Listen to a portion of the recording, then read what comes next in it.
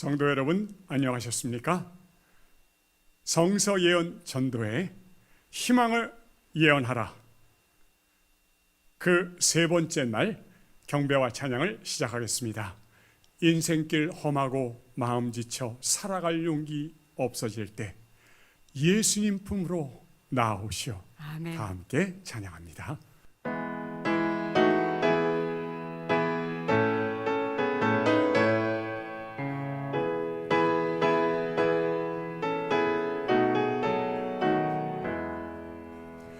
인생길 험하고 마음 지쳐 살아갈 용기 없어질 때 너 홀로 앉아서 낙심치 말고 예수님 품으로 나오시오.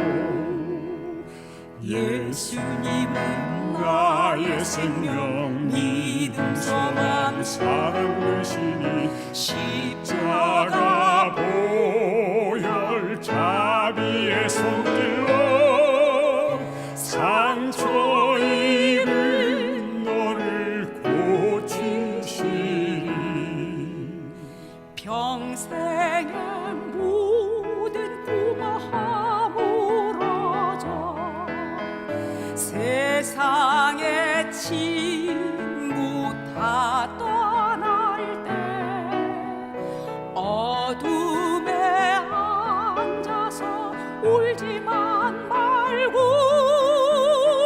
예수님 품으로 나오시오.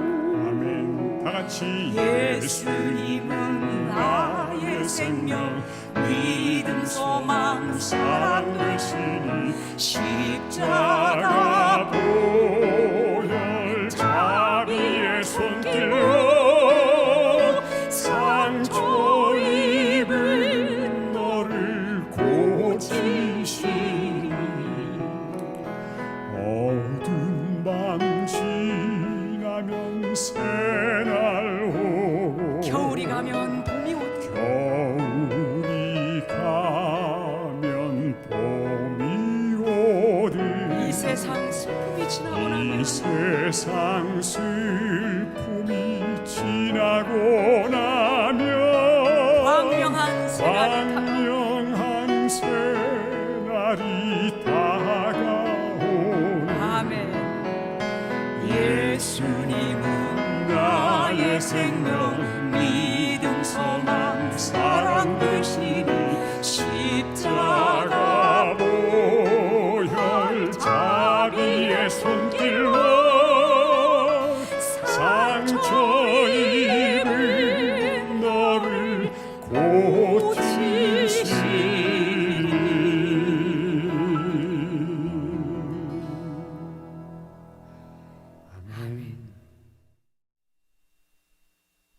377장 큰 물결이 설레는 어두운 바다.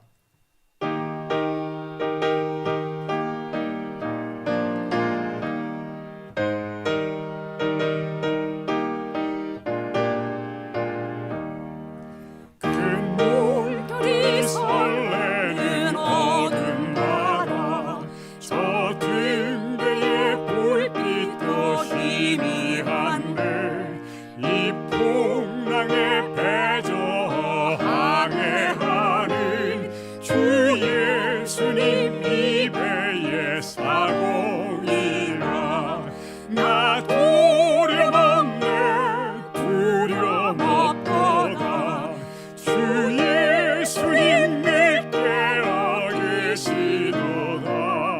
이 흉흉한 바다를 다 지나면 저 소망의 나라에 이르리라.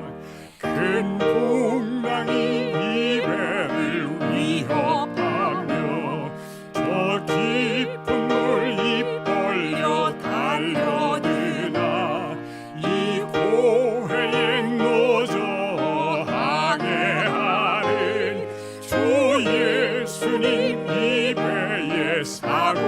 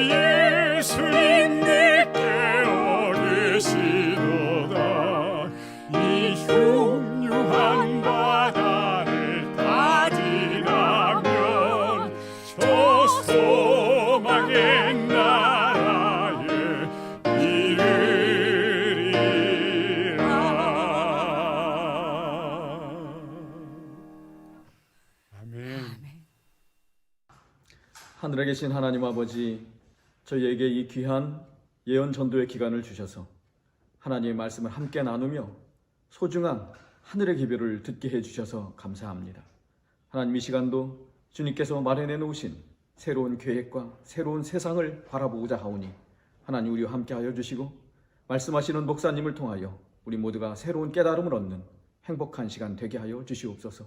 주님의 영께서 우리와 함께 하여 주셔서 우리가 깨달아야 알아야 되는 것들을 분명히 깨닫는 행복한 귀한 시간 되게 해 주시기를 예수님 이름으로 간절히 기도드리옵나이다.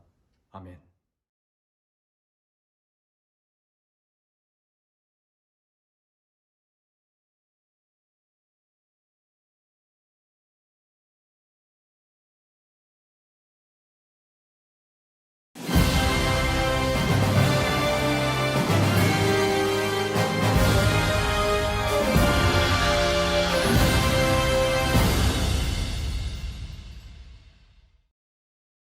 주님의 이름으로 문안드립니다.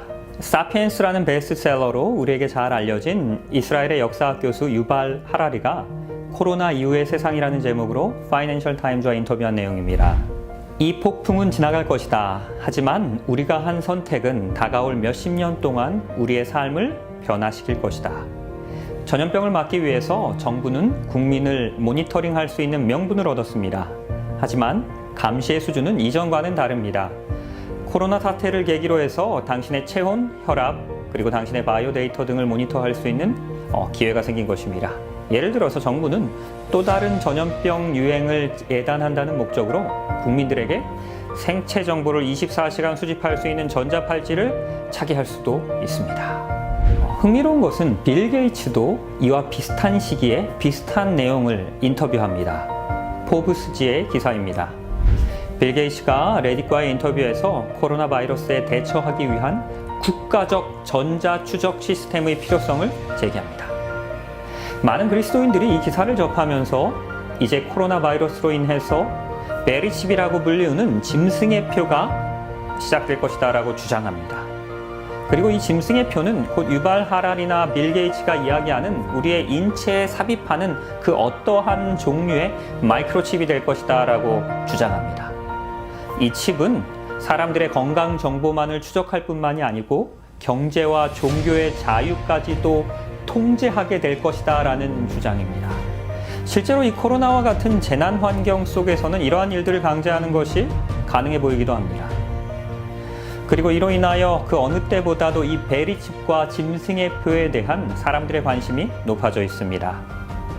계시록 13장 16절에서 18절은 이 짐승의 표에 대해서 이렇게 이야기합니다.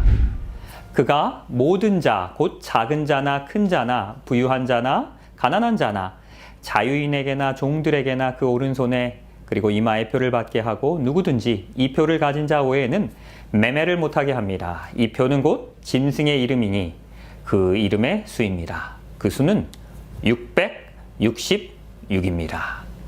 짐승의 표는 분명한 성경의 예언입니다. 이 짐승의 표를 받지 않는 결과는 곧 경제적 제재입니다. 먼저 경제 제재는 이 짐승의 표를 강요하는 한 가지의 수단이지 그 목적 자체가 아니라는 것입니다. 이 베리칩과 같은 기술이 이 경제 제재를 위한 수천 수만 가지의 수단 중에 하나로 사용될 수 있을지 모르겠습니다.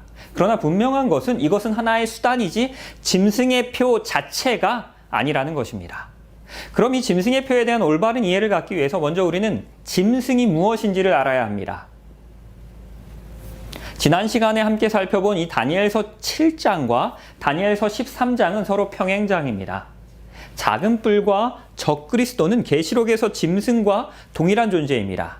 그리고 지난 수백 년 동안 이 짐승의 신원에 대한 종교계의 광범위한 동의가 있었다는 역사적 사실을 우리는 반드시 알아야 합니다. 2세기에는 탁월한 신학자요 변증가였던 이레니우스가 계시록 13장의 짐승이 곧 로마 제국에서 출현하게 될 것을 성서 예언에 기초하여 주장합니다. 그리고 1100년도에는 피오레의 요아킴이 그리고 1200년도에는 레겐스부르크의 대주교가 공개적으로 동일하게 이 짐승을 중세시대의 로마 카톨릭으로 지목합니다. 1500년도에는 종교개혁자들이 성경이 교회의 타락의 문제를 예언하고 있다는 것을 깨닫기 시작합니다. 구약 성경이 이스라엘 민족의 잘못을 명확하게 드러냈듯이, 그리고 그 회개를 촉구했듯이 다니엘서와 계시록의 예언들이 로마 캐톨릭의 잘못을 분명하게 드러낸다는 것을 깨닫기 시작한 것입니다. 보시는 바와 같이 1534년에 발간된 루터 성경은 계시록에 등장하는 이 짐승의 위에 교황의 3층관을 쓴 음녀가 올라타고 있는 것을 그린 이 사파를 첨부합니다. 이 그림을 통하여 적그리스도의 정체가 무엇인지를 폭로한 것입니다. 이 그림에서는 왕들과 주교들이 이 3층관을 쓰고 있는 이 여자, 곧 교회 앞에 엎드려 경배하고 있습니다. 이제 마틴 루터가, 존 칼빈이, 존 녹스와 같은 종교의 개혁자들이 다니엘서와 계시록을 기반으로 하여 짐승의 정체를 로마 교황으로 명확하게 지명합니다. 이에 대하여는 1800년대 최고의 설교가들인 찰스 스퍼전이, 그리고 D.L. 무디가, 허드슨 테일러가 모두 한 목소리를 내고 있습니다. 실제로 1800년대까지만 해도 이에 대한 역사적인 광범위한 이해와 합의가 있었다는 것입니다. 이때 위기에 몰린 로마 가톨릭 교회는 교황을 옹호하기 위하여 몇몇 학자들이 전통적인 예언 해석법을 대체할 만한 새로운 이론들을 만들어냅니다. 루이스 알카자르는 현재 과거주의라고 부르는 계시록 해석 이론을 내놓습니다. 이것은 계시록의 모든 내용들은 이미 먼 과거에 성취된 것이라는 주장입니다. 이 이론의 요점은 이것은 모두 다 성취된 일이기 때문에 이 계시록에서 이야기하고 있는 작은 뿔과 짐승의 정체는 로마 교황이 아니라는 것입니다. 하지만 대중적인 지지와 이해를 얻는 데는 실패합니다. 이때 프란시스 리베라가 성경 예언 해석에 대한 또 다른 이론을 제시합니다. 모든 예언 해석은 더 이상 과거의 예언이 아닌 아주 먼 미래의 예언이라는 것입니다. 인류 역사의 마지막 몇 년 동안에 일어나게 될 그 모든 사건들을 예언하는 것이라고 주장합니다. 바로 이것이 오늘날 대부분의 기독교에서 채택하고 있는 미래주의적 예언 해석 방법입니다. 심리교 신학자 G. 레드는 이에 대하여 다음과 같이 기록합니다. 비교적 현대에 교부의 미래주의적 해석에 회귀한 최초의 학자가 스페인 예수회 소속의 이 리베라라는 사람이었다라고 말한다면 아마도 많은 현대 미래주의자들에게 충격적인 사실이 될 것이다. 1580년대에 리베라는 교황을 적그리스도와 동일시하는 신교도 사이에 퍼져 있는 견해에 대한 반대 해석으로서 요한계시록 주석서를 발행하였습니다. 그리고 리베라는 처음 장들을 제외한 요한계시록의 모든 내용들을 교회 역사의 마지막 때에 적용시키게 됩니다. 이 미래주의 해석의 요점은 이 예언은 모두 미래에 대한 것이기 때문에 교황은 적그리스도가 될 수 없다는 것입니다. 그러나 우리는 이러한 모든 이론들을 오늘 이 시간 배제하고 오직 성경으로 계시록을 함께 살펴봄으로 적그리스도의 정체를, 그리고 짐승의 정체를, 그리고 짐승의 표의 정체를 함께 살펴보도록 하겠습니다. 계시록 12장 13절에서 14절입니다. 용이 자기가 땅으로 내어 쫓긴 것을 보고 남자를 낳은 여자를 박해합니다. 그리고 그 여자가 큰 독수리의 날개를 받아서 광야 자기 곳으로 날아가서 거기서 그 뱀의 낯을 피하여 한 떼와 두 떼와 반 떼를 양육받습니다. 상징적인 의미로 여자는 교회를 나타냅니다. 예레미야서 6장 2절을 참조하시면 명확하게 알 수 있습니다. 여자로 묘사된 하나님의 백성들은 사단의 박해를 피해서 숨어야만 했습니다. 서방세계 전역에서 그리스도인들은 로마 가톨릭의 핍박을 피해서 숨어야만 했습니다. 이탈리아의 왈덴스와 같이, 프랑스의 위그노와 같이 하나님의 말씀을 따르며 교황에게 순종하기를 거부하며 환영받지 못한 하나님의 백성들이 있었습니다. 그들은 광야로, 산골짜기로 피해서 한 떼와 두 떼와 반 떼, 곧 1260년을 숨어 지내야만 했습니다. 바로 이것이 중세 암흑기의 기독교의 역사입니다. 유스티니아누스 황제가 로마의 주교에게 부여한 서로마를 정치적으로 통치할 수 있는 권한이 실현됐던 해는 AD 538년이었습니다. 그때부터 가톨릭이라는 종교는 정치적 힘을 가진 왕국이 된 것입니다. 기억하시는 것처럼 이때 방해가 됐던 세 부족이 있었습니다. AD 538년의 마지막 부족인 돈코트가 멸망합니다. 이제는 로마 가톨릭이 최고의 살아있는 권력이 된 것입니다. 그리고 정확히 이로부터 1260년 후인 1798년에 나폴레옹이 보낸 베르티에르 장군이 로마에 입성합니다. 그리고 교황 비오 6세를 왕좌에서 끌어내립니다. 그리고 포로로 끌어가서 옥사하게 합니다. 바로 이것이 짐승이 치명적인 상처를 입게 되는 해입니다. 그리고 이 기간을 계산하면 538년도부터 돈코트가 멸망했던 538년도부터 나폴레옹이 장군을 보냈던 1798년까지 몇 년입니까? 1260년입니다. 정확하게 한 때와 두 때와 반 때였습니다. 혹시 이 부분에 대해서 잘 이해가 되지 않으시는 분은 어제 강의를 참조하시면 좋으리라고 생각합니다. 그리고 이 1260년의 시기는 하나님의 교회가 아주 극심한 핍박을 받는 시기였습니다. 이 예언의 역사는 정확하게 이루어집니다. 중세 종교 암흑기 동안 타락한 교회가 신실한 하나님의 백성들을 핍박합니다. 여자의 뒤에서 뱀이 그 입으로 물을 강같이 토하여 여자를 물에서 떠내려가게 합니다. 여자가, 하나님의 백성들이, 교회가 물에서 떠내려갑니다. 이 심각한 박해로 말씀대로 사는 것이 거의 불가능해졌을 때 하나님께서 피할 길을 내신 것입니다. 그리고 그 물에 떠내려가게 합니다. 그리고 이제 그 떠내려가는 그 여자를 땅이 돕습니다. 땅이 그 입을 벌려서 용의 입에서 토한 그 강물을 삼킵니다. 역사의 어느 한 시점에서 갑자기 땅이 입을 벌리면서 그 핍박받던 하나님의 백성들을 도와줍니다. 피난처가 되어줍니다. 여기서 이 땅은 누구입니까? 핍박받던 유럽의 그리스도인들이 박해를 피해서 어느 땅으로 갑니까? 자유를 찾아서 어느 땅으로 갑니까? 바로 미국입니다. 혹시 이 노래가 무슨 노래인지 아십니까? 신세계 교향곡입니다.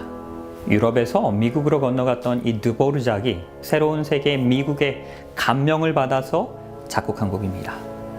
로마 교황의 핍박을 피해서 종교의 자유를 찾아서 미국으로 건너온 청교도들에게 미국은, 그 땅은 신세계였습니다.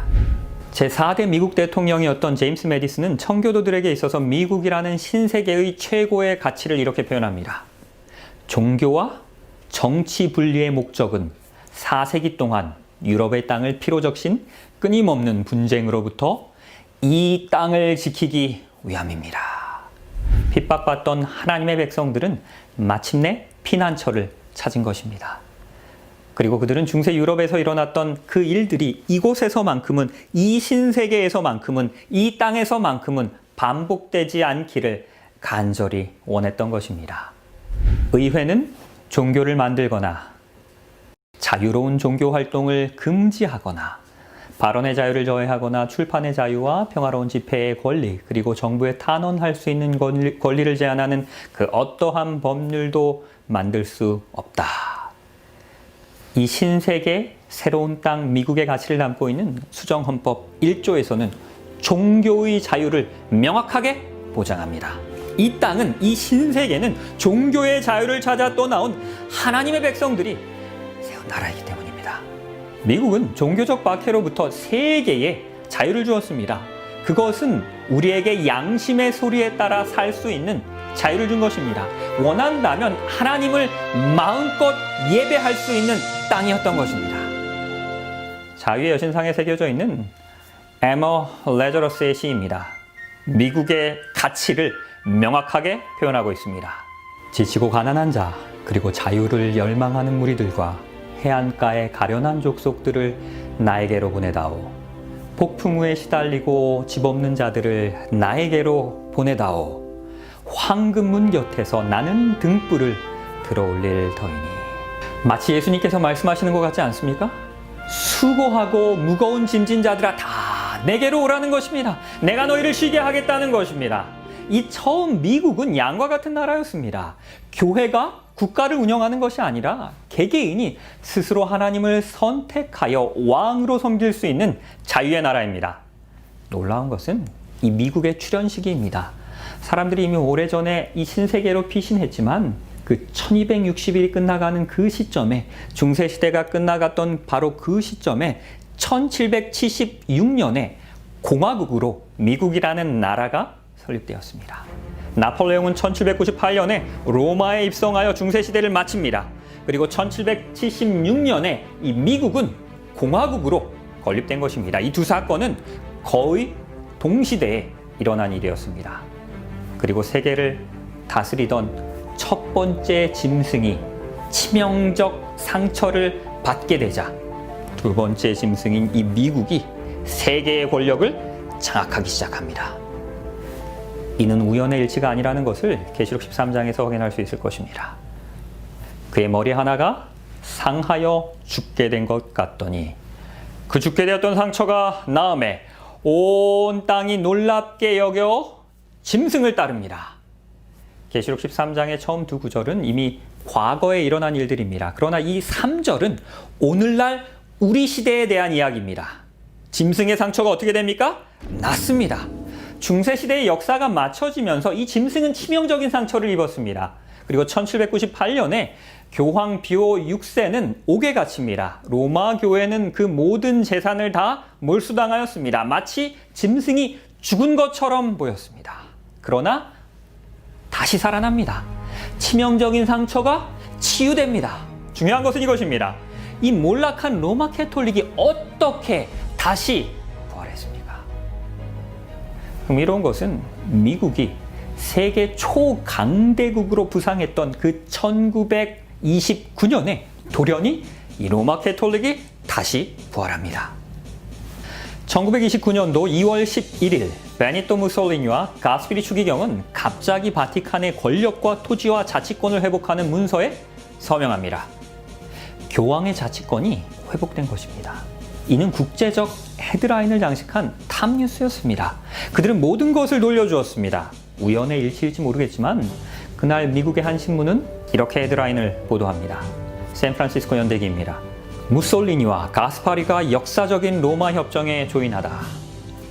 오늘 밤 로마에 관한 문제는 과거에 대한 것이었으며 바티칸은 이탈리아와 평화를 유지하고 있다. 중대한 문서에 상처를 낫게 함이라는 진피를 첨가하는 것에 대해서 양편 다 극진한 진실성을 보입니다. 상처가 낫게 함이라는 이 계시록 12장의 말씀이 그대로 인용된 것입니다. 이것이 우연입니까? 아마도 그렇다면 아주 흥미로운 우연일 것입니다. 그리고 이제는 이 로마 교회가 갑자기 세계적인 영향력을 회복하게 됩니다. 지난 몇 년 동안 로마 교회는 암흑시대의 권력이 절정에 달했을 때의 그 교회를 타락시켰고 악을 행하는 기반이 되었던 그 거짓 교리들을, 그 타락한 교리들을 다시 주장하기 시작합니다. 1998년도에 교황 바오로 2세가 밀레니엄을 준비하면서 발행한 대희년 선포 교황 칙서 강생의 신비에는 아주 놀라운 내용이 담겨 있습니다.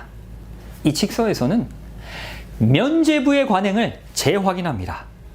바로 종교개혁을 촉발시켰던 그 면죄부입니다. 이 중세 종교 암흑기에 면죄부라는 면목으로 교회가 구원까지도 판매했습니다. 사실 성 베드로 성당의 막대한 공사 비용과 교황령 전쟁 비용으로 16세기 교황청은 급전이 필요하게 됩니다. 이를 위해서 교황청은 면죄부 판매를 승인한 것입니다. 탁월한 슬로건과 효과적인 다단계 전략으로 이 면죄부는 불티나게 팔리면서 세상을 어지럽혔습니다. 상자 속으로 던져넣은 돈이 짤랑하고 소리를 내는 그 순간 당신은 구원받습니다. 이것이 면죄부입니다. 그 면죄부의 관행이 오늘날까지도 유효하다는 것입니다. 또한 같은 해에 교황 바오로 2세는 신앙교리성에 대한 확언서를 발표합니다. 혹시 신앙교리성이 무엇인지 아십니까? 이것은 아주 매우 오래된 전통을 가진 카톨릭의 기관이었습니다. 대중들에게는 다른 이름으로 알려져 있습니다. 바로 종교재판소입니다. 중세시대에 유럽에서 5천만 명 이상의 그리스도인들이 로마 교황의 핍박으로 인하여 피 흘리며 죽어갔습니다. 이들에게 사형을 선고했던 바로 그곳이 종교재판소입니다. 이것이 여전히 유효하다는 것입니다. 요한 바오로 2세는 희년을 맞이하여 지난 2000년 동안 십자군, 종교재판소, 대학살, 그 외의 끔찍한 죄악들에 대하여 카톨릭 교도들이 저지른 죄를 뉘우치고 후회합니다. 라고 타임 매거진에 보도하였습니다. 대외적으로는 이와 같이 발표하면서 그러면서도 여전히 종교재판소는 유효하다는 것입니다. 그리고 실제로 오늘날 수많은 성명서들이 이 신앙교리성의 이름으로 종교재판소의 이름으로 발표되어지고 있습니다. 첫 번째 짐승이 회복되어집니다. 중세 종교 암흑기의 역사가 오늘날 다시 반복되고 있는 것입니다. 그리고 바로 이때에 두 번째 짐승이 등장합니다. 계시록 13장 11절입니다. 내가 보매 또 다른 짐승이 땅에서 올라오니 어린 양과 같고 두 뿔이 있고 용처럼 말을 하더라. 그가 먼저 나온 짐승의 모든 권세를 그 앞에서 행하고 땅과 땅에 사는 자들을 처음 짐승에게 경배하게 합니다. 곧 죽게 되었던 상처가 나은 자니라. 이제 이 두 번째 짐승이 누구입니까? 성경은 그것이 하나님의 백성들이 피난한 곳, 그 여자를 돕기 위하여 입을 벌려 피난처를 제공한 바로 그 땅이라고 이야기합니다. 이 짐승은 어린 양처럼 보였습니다. 어린 양은 누구입니까? 예수 그리스도입니다. 그리고 그것은 짐승입니다. 나라입니다. 어린 양과 같은 짐승입니다. 곧 기독교 국가라는 것입니다. 그리고 기독교처럼 보이지만 이제 곧 입을 열게 되면 용처럼 말합니다. 이것은 기독교와 용, 곧 사단의 또 다른 혼합입니다. 마치 중세시대의 로마와 같습니다. 이 둘째 짐승의 특징을 다시 한번 정리하면 하나님의 백성들이 피난했던 바로 그 신세계, 그 땅에서 등장합니다. 그리고 그것은 양과 비슷해 보입니다. 기독교의 모습입니다. 기독교면서 권력이 있습니다. 그러나 뿔에 왕관이 없다는 것을 주목해야 합니다. 첫 번째 짐승은 뿔마다 왕관을 썼지만 이 짐승은 왕관이 없습니다. 이것이 상징하는 것은 왕이 없는 정치 세력입니다. 오늘날 우리 언어로는 공화정입니다. 이 두 번째 짐승이 누구입니까? 유럽에서 핍박을 피해서 종교의 자유를 찾아온 그 청교도들의 신대륙에서 왕이 없는 공화정 체제의 강력한 기독교 국가는 어디입니까? 한 나라밖에 없습니다. 어디입니까? 미국입니다. 뉴스위크지에서는 이 미국을 이렇게 보도합니다. 팔레스타인 리더 아라파트는 이 미국을 가리켜서 신로마라고 정의합니다. 왜냐하면 그 로마 제국은 중세시대에 논쟁의 여지 없는 슈퍼파워였습니다. 그러나 지금은 미국이 넘버 원입니다. 미국은 중세시대의 로마 모습을 그대로 닮은 신로마입니다. 미국은 로마 캐톨릭이 다스린 그 중세시대의 종료와 함께 세계의 무대 속에서 부상합니다.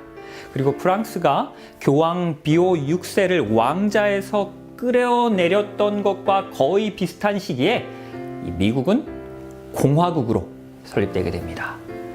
국가에 대한 맹세 중 하나는 One Nation Under God입니다. 하나님 아래 한 나라라는 것입니다. 바로 미국이라는 나라는 이 나라는 양의 국가입니다. 기독교 국가입니다. 그것은 여전히 핍박받는 세계에 피난처를 제공하는 나라입니다. 그리고 왕이 없는 강력한 공화국입니다. 미국이 이 두 번째 짐승의 묘사에 잘 맞습니까? 장갑처럼 들어맞습니다. 그렇다면 이 미국이 어떻게 변하게 될 것이다라는 예언입니까? 이 둘째 짐승은 첫째 짐승을 도와야 합니다. 즉 로마 캐톨릭의 부활을 도와야 합니다.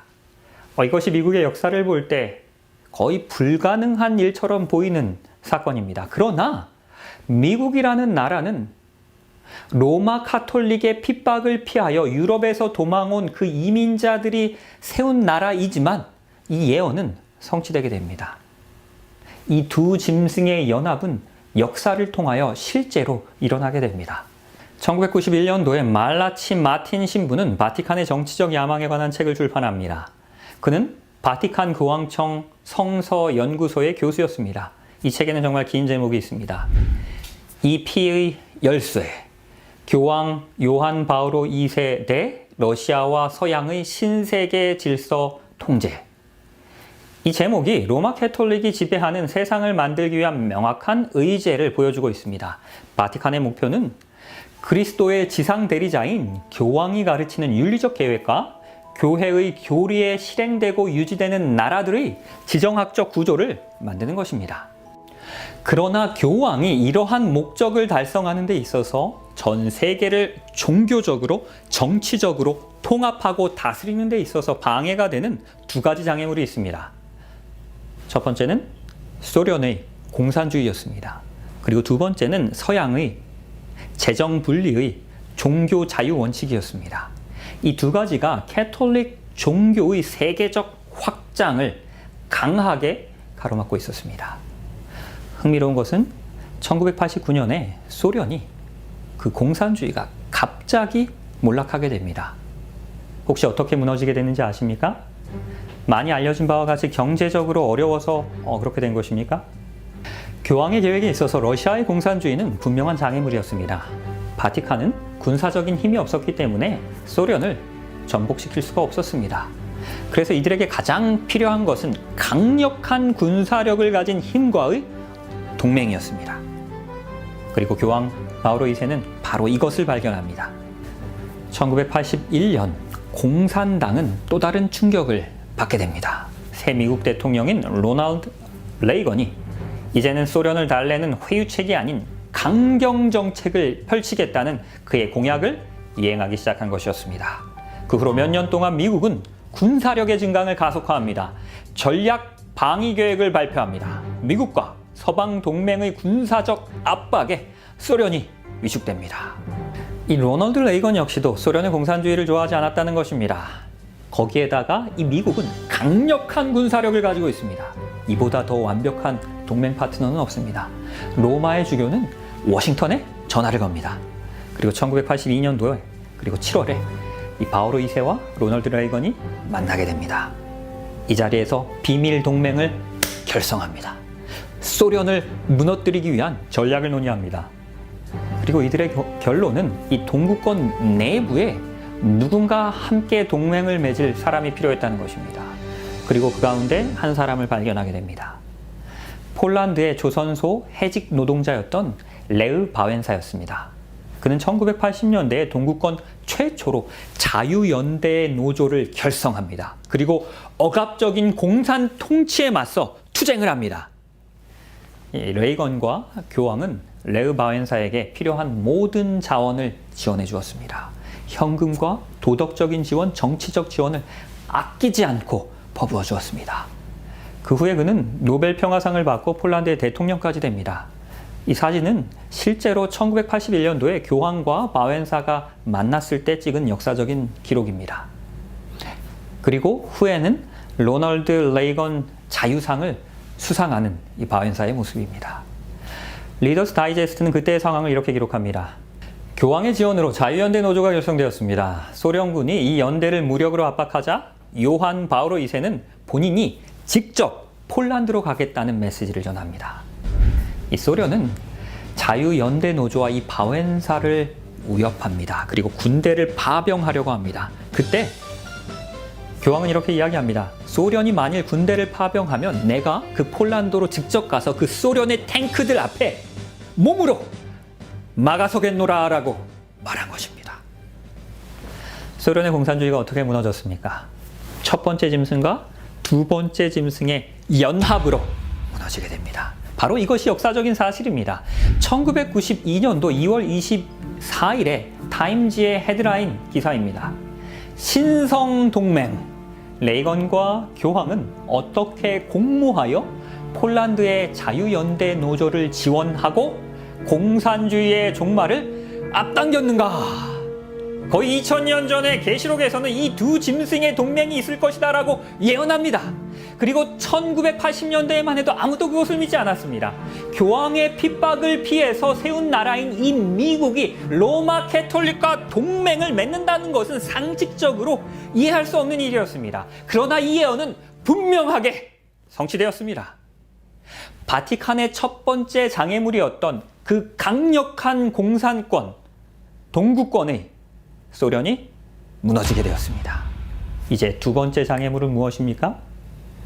서구의 교회와 국가 간의 분리, 곧 정교 분리의 원칙, 종교 자유의 원칙인 것입니다. 토마스 제퍼슨이 이렇게 이야기합니다. 종교와 정치 간에는 양자 간의 엄격한 분리의 벽이 있습니다. 미국 공화국이 탄생했을 때는 중세 시대의 정교 일치로 인해서 로마 교회가 만들었던 그 많은 그 무수한 문제들이 더 이상 반복되기를 원하지 않았습니다. 그 문제의 피해자들이 세운 나라가 바로 미국입니다. 그래서 정교 분리의 원칙은 미국 헌법에 분명히 명시된 핵심 가치입니다. 그러나 미국이 정교 분리의 원칙을 고수하는 동안 정치 종교적 세력인 이 바티칸이 원하는 것을 성취할 수가 없었습니다. 이제 바티칸은 이 미국의 원칙을 바꾸려 합니다. 그리고 최근 수십 년 동안 그 분리의 벽을 제거하는 것을 요구하는 목소리들이 있었습니다. 미국의 추기경 앤서니는 다음과 같이 말합니다. 이제는 교회와 국가와 종교와의 법 사이의 중요한 관계를 회복할 때가 되었습니다. 이 추기경은 왜 국가 간의 중요한 관계를 구축하기 원하는 것입니까? 정교 분리가 문제가 되는 이유가 무엇입니까? 20세기 말에 이르러서 교회와 국가의 통합을 요구하는 목소리들이 점점 더 늘어납니다. 남침예교의 회장인 크리스 웰은 교회와 국가의 분리라는 개념은 뭐라고 이야기합니까? 이교도들의 상상력에서 온 산물이라는 것입니다. 오늘날 우리에게 필요가 없다는 것입니다. 나는 교황에게 대항한다는 프로테스탄트, 즉 개신교라는 단어의 사용을 근절합니다. 나는 아무에게도 대항하지 않습니다. 캐톨릭과 비캐톨릭 신자들은 성령 안에서 하나가 되고 주님 안에서 하나로 모일 때입니다. 세계에서 가장 큰 개신교 방송국인 TBN의 설립자 폴 크러치 목사의 성명서입니다. 그리스도인들이 연합해야 된다는 것입니다. 당연한 일입니다. 그러나 분명한 것은 타협을 통한 연합은 결코 있을 수 없는 일입니다. 그리스도인들이 연합을 찾을 수 있는 유일한 방법은 타협이 아닌 하나님의 말씀, 진리 위에서 함께 서는 것입니다. 이제 이 두 짐승이 연합될 때에 어떠한 일들이 일어나는지를 우리가 함께 보도록 합니다. 계시록 13장입니다. 그가 권세를 받아 그 짐승의 우상에게 생기를 주어 그 짐승의 우상으로 말하게 하고 또 짐승의 우상에게 경배하지 아니하는 자는 몇이든지 다 죽이게 하더라. 그가 모든 자 곧 작은 자나 큰 자나 부자나 가난한 자나 자유인이나 종들에게 그 오른손에나 이마에 표를 받게 하고 누구든지 이 표를 가진 자 외에는 매매를 못하게 하니 이 표는 곧 짐승의 이름이나 그 이름의 수라. 이 두 짐승들이 연합한 결과가 바로 그 유명한 짐승의 표입니다. 이 짐승의 표를 어디에 받습니까? 이마입니다. 손입니다. 이마는 우리의 마음이 있는 곳입니다. 내가 어떠한 행동의 결정을 내리는 그 전두엽이 있는 곳입니다. 이마는 우리의 마음과 생각의 상징입니다. 손은 우리의 행동을 나타냅니다. 이 짐승의 표가 없으면 우리가 매매를 못하게 된다는 것입니다. 내 은행 계좌가 동결될 것입니다. 신용카드 사용이 정지될 것입니다. 돈을 쓸 수도 벌 수도 없을 것입니다. 현금이 있어도 결제를 할 때는 이 짐승의 표를 제시해야 합니다. 주유소에서 차에 기름도 넣을 수 없습니다. 직장에서 월급을 받을 수도 없습니다. 마트에 가서 쌀을 살 수도 김치를 살 수도 없습니다. 경제활동이 불가능한 것입니다. 이 표가 없기 때문입니다. 이는 심각한 생존의 위협이 될 것입니다. 그렇다면 이 짐승의 표가 도대체 무엇입니까? 그 답을 찾을 수 있는 가장 좋은 방법은 계시록 13장과 평행장으로 그와 반대되는 하나님의 표를 받은 사람들에 대해서 묘사하고 있는 계시록 14장을 보시면 짐승의 표가 없는 사람들이 누구인지를 보면 이 짐승의 표의 정체를 우리가 알게 됩니다. 계시록 14장입니다. 또 내가 보니 보라 어린 양이 시온산에 섰습니다. 그와 함께 14만 4천이 서 있습니다. 그들의 이마에는 무엇이 있습니까? 어린 양의 이름과 그 아버지의 이름을 쓴 것이 있습니다. 이마에 무엇이 쓰여져 있습니까? 아버지의 이름입니다. 하나님의 백성들은 짐승의 표 대신에 하나님의 이름이 그 이마에 쓰여져 있는 것입니다. 여기서 이름은 아주 특별한 상징적인 의미를 가지고 있습니다. 출애굽기 34장입니다. 여호와께서 구름 가운데 강림하사 그와 함께 거기 서서 여호와의 이름을 선포하십니다. 그리고 그 이름을 선포하실 때 여호와께서 그의 앞으로 지나십니다. 그리고 선포하십니다. 여호와로라 여호와로라 자비롭고 은혜롭고 노하기를 더디하고 인자와 진실이 많은 하나님입니다. 하나님의 이름을 보여주실 때 그 성품을 드러내어 함께 보여주십니다. 곧 자비와 은혜와 오래 참음과 인자와 진실입니다. 하나님의 이름은 곧 그분의 성품입니다. 이 짐승의 표를 받지 않은 이들의 이마에는 하나님의 문자적인 이름이 있다는 것이 아니라 하나님의 성품을 닮았다는 것입니다. 그들은 하나님을 믿고 신뢰하고 따르기로 선택했기 때문에 그들의 삶을 통해서 하나님과 가까워지는 것입니다. 하늘의 성품을 닮아가는 것입니다. 히브리서 8장 10절입니다. 내 법을 그들의 생각에 두고 그들의 마음에 이것을 기록하리라. 우리의 성품을 꼴짓는 두 가지, 즉 마음과 생각에 율법을 기록하라는 것입니다. 다시 정리하면 그 율법은 하나님의 성품의 밑그림입니다. 모세가 십계명을 신명기 5장에서 이스라엘 자손들에게 가르친 후에 그 직후에 계속해서 이렇게 이야기합니다. 너는 또 그것을, 그 율법을 내 손목에 매어 기호를 삼으며 내 미간에 붙여 표로 삼고. 여기서 기호라는 단어가 히브리어 단어 오트, 창세기 4장 15절에 나온 하나님께서 가인에게 표를 주셨다라고 할 때 사용된 것과 동일한 단어입니다. 이 단어는 기호, 인, 표로 번역됩니다. 모세는 십계명을 어떻게 하라고 말하는 것입니까? 율법을 어떻게 해야 합니까? 하나님의 백성의 손과 미간, 즉 이마에 표식으로 붙이라는 것입니다. 혹시 테펠린이라고 들어보셨습니까? 이것은 신명기 6장을 문자 그대로 읽은 유대인들의 관습입니다. 테펠린은 손과 이마에 붙이는 작은 상자입니다. 그리고 그 상자 안에는 율법이 적힌 두루마리가 담겨져 있습니다. 그러나 율법을 이마와 손에 붙이라고 할 때 여기서 이마는 상징적으로 어떤 의미가 있습니까? 히브리서 10장 16절입니다. 내 법을 그들의 마음에 두고 그들의 생각에 기록하리라. 그 마음과 생각에 새기라는 것입니다. 그래서 하나님의 이름, 즉 성품이 이마에 쓰여지게 되는 것입니다. 그리고 특별히 성경에서 하나님과 그의 백성들 사이에 특별한 표, 인으로 고려되는 한 가지 율법이 있었습니다. 에스겔서 20장입니다. 또 나의 안식일을 거룩하게 할지어다. 이것이 너희와 나 사이에 무엇이 됩니까? 표징이 됩니다.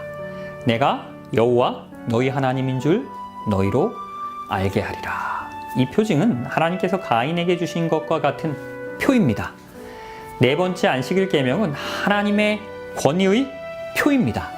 네 번째 계명은 창조주 하나님께 대한 믿음을 공개적으로 드러내는 표, 방법입니다. 창조주 경배의 표인 것입니다. 바로 이것이 사단이 네 번째 계명을 싫어하는 이유입니다. 안식일은 창조주로서 하나님의 권위를 나타냅니다. 그러나 짐승도 그의 권위의 표를 가지고 있습니다. 바로 그것이 무엇입니까? 짐승의 표입니다. 주님의 부활을 기념하여 안식일을 일요일로 옮긴 것은 캐톨릭 교회였습니다. 그러므로 개신교도들이 일요일을 지키는 것은 캐톨릭 교회의 권위에 대한 경의를 표하는 것입니다. 십계명은 안식일을 기억하여 거룩히 지키라라고 명확하게 이야기합니다. 그리고 가톨릭 교회에서는 내가 안식일을 폐하고 주일로 바꾸었으니 나의 권위에 순종하라라는 것입니다. 그러하기에 일요일은 우리의 캐톨릭의 권위의 표입니다. 교회는 성경, 하나님의 말씀인 그 성경 위에 있습니다. 안식일 준수의 변경이 바로 그 증거입니다. 캐톨릭 교회가 예배일을 안식일에서 일요일로 변경합니다.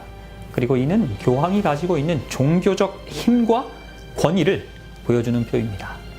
짐승이 그 힘을 자랑하는 것입니다. 숨기지 않습니다. 내가 바꿨다는 것입니다. 내 맘대로다.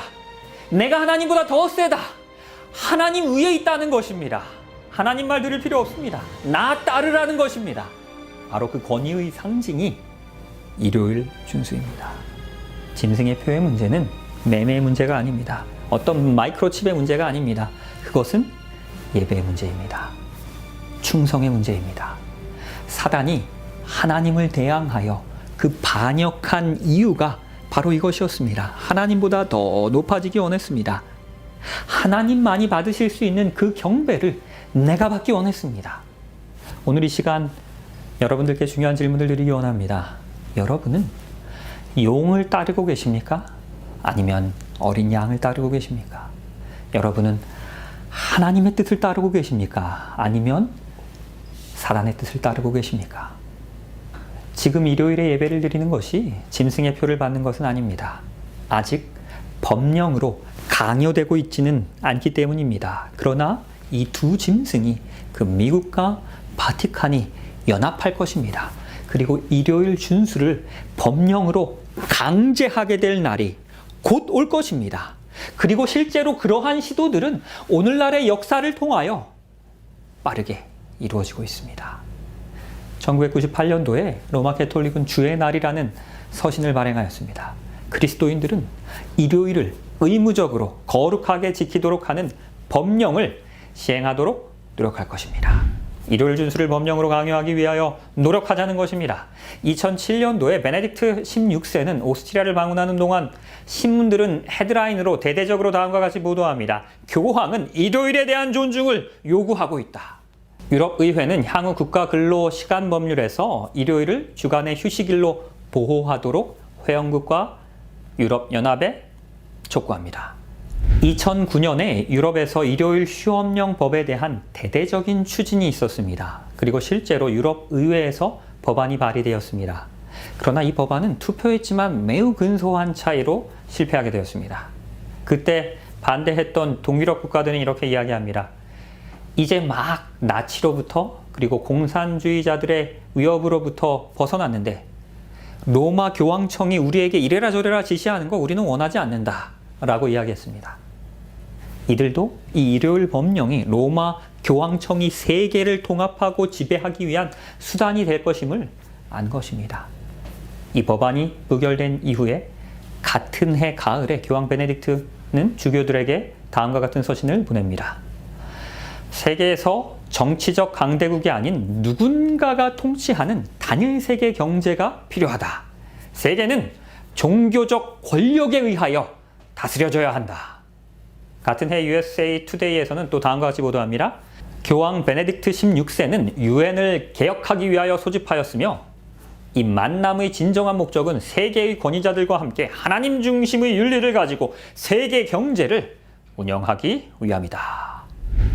이 마지막 시대에 로마 교황청을 중심으로 종교, 정치, 경제의 통합이 이루어질 것입니다. 그리고 전 세계를 복종시키게 될 것입니다. 바로 그 결정체가 짐승의 표입니다. 이를 통하여 짐승을 따르며 짐승을 예배하도록 할 것입니다. 정치, 경제적인 힘을 동원하여 우리를 강제할 것입니다. 그 짐승을 예배하도록 강조할 것입니다. 강요할 것입니다. 바로 그것이 짐승의 표입니다. 1912년도 일본 도쿄에서 임페리얼 호텔 건축 계획을 발표합니다. 당시 세계 최고의 건축가였던 미국의 프랭크 라이트에게 이 호텔 건축 프로젝트를 맡기게 되었습니다. 그러면서 어떠한 지진에도 견딜 수 있는 강한 호텔을, 튼튼한 호텔을 지어달라고 주문합니다. 그런데 문제는 그 부지의 지층이 견고하지가 못했습니다. 그래서 기초공사에 막대한 돈과 아주 긴 시간을 투자하게 됩니다. 결국 계획된 예산의 총 6배의 공사비가 지출되었습니다. 이 공사 중간에 총 지배인과 건축가 프랭크는 모두 해고되었습니다. 그리고 11년이라는 그 긴 공사 끝에 드디어 이 호텔이 완공됩니다. 1923년도 9월 1일입니다. 이 완공을 자축하는 피로연이 열립니다. 바로 그때 오전 11시 58분에 이 건물이 미친 듯이 흔들리기 시작합니다. 역사상 최악의 지진으로 기록된 진도 8.4의 관동 대지진이었습니다. 도쿄는 순식간에 불바다로 변합니다. 11만 채의 건물이 다 불에 화염에 휩싸였습니다. 이 화재로 인해서 도쿄 시내의 온도가 무려 46도까지 올라갑니다. 지옥의 불바다입니다. 이 지진으로 인하여 14만 2천 명이 사망하였습니다. 거의 모든 건물들이 다 붕괴되었습니다. 그러나 이 호텔만큼은 전혀 손상을 입지 않았습니다. 그리고 그 호텔은 아직도 오늘날까지도 건재합니다. 이 지진을 견딜 수 있었던 임페리얼 호텔의 비결은 기초공사입니다. 공사 비용이 6배로 늘어나게 된 이유는 이 튼튼한 기초공사 때문이었습니다. 기초가 중요합니다. 기초가 튼튼했기 때문에 그 어떠한 흔들림에도 무너지지 않았습니다. 우리가 살고 있는 이 마지막 시대는 흔들림의 시대입니다. 이 지구 역사의 마지막 날에 이 곤경에 처한 지구는 흔들릴 것입니다. 사단은 짐승의 표로 우리를 흔들려 할 것입니다. 그러나 우리의 믿음이 말씀의 기초 위에 세워져 있다면 우리는 흔들리지 않을 것입니다. 사단이 짐승의 표로 우리를 흔들려 하겠지만 내가 곧 다시 오겠다라는 이 희망의 약속 위에, 그 재림의 약속 위에 나의 믿음이 바로 세워져 있다면 우리는 흔들리지 않을 것입니다. 또 내가 보니 불이 섞인 유리바다 같은 것이 있고 짐승과 그의 우상과 그의 이름의 수를 이기고 벗어난 자들이 유리바닷가에 서서 하나님의 검은 고를 가지고 그 짐승의 표를 이기고 벗어나게 되시길 바랍니다. 그 유리바닷가에 함께 하나님의 검은 고를 가지고 서게 되시기 바랍니다. 우리의 믿음이 말씀 위에 있기에, 우리의 믿음이 예수 그리스도의 다시 오신다는 그 재림의 약속 위에 있기 때문에 이 짐승의 표의 환난 가운데서도 흔들리지 않게 되시기 바랍니다. 믿음으로, 말씀으로 이기게 되시길 바랍니다. 오늘 이 시간 우리 하나님만 섬기겠노라라고, 우리 하나님만 따르겠노라라고 다시 한번 결심하시는 이 귀한 시간 되시길 바라면서 말씀을 줄이도록 하겠습니다. 내 사모하는 주님, 영광의 왕이시라.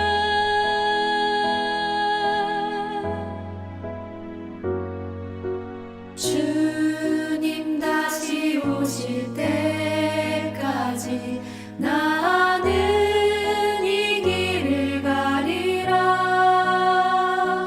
좁은 문, 좁은 길, 나의 십자가 지고 주님 다시 오실 때까지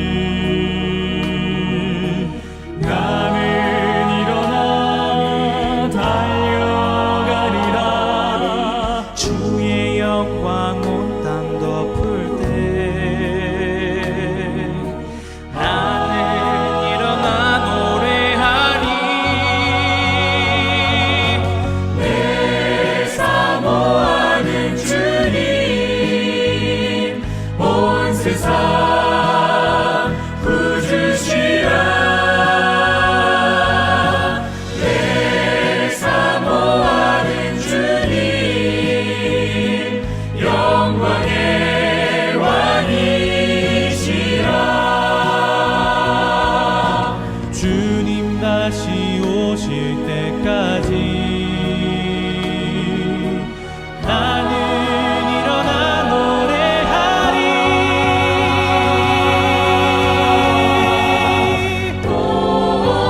내 사모하는 주님,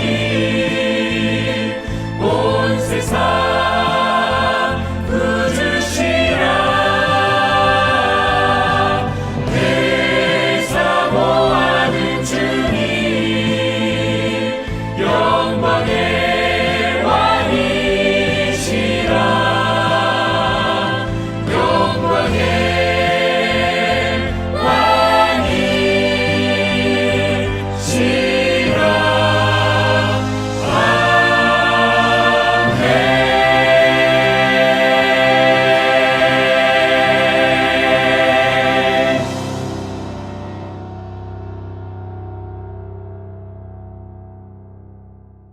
오 하나님, 짐승과 그의 우상과 그의 이름의 수를 이기고 벗어난 자들이 우리 하나님의 하늘 유리 바닷가에 서서 우리 하나님의 검은 고를 가지고 우리 하나님 찬양하는 그 찬양 가운데 우리도 참여하게 하여 주시옵소서. 짐승의 광풍이 우리를 흔들려 하겠으나 우리의 믿음이 하나님께만, 오직 말씀에만 굳게 박혀 있기에 흔들리지 않게 하여 주시옵소서.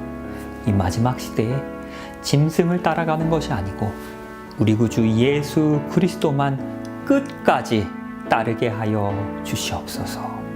예수 그리스도의 이름으로 기도합니다.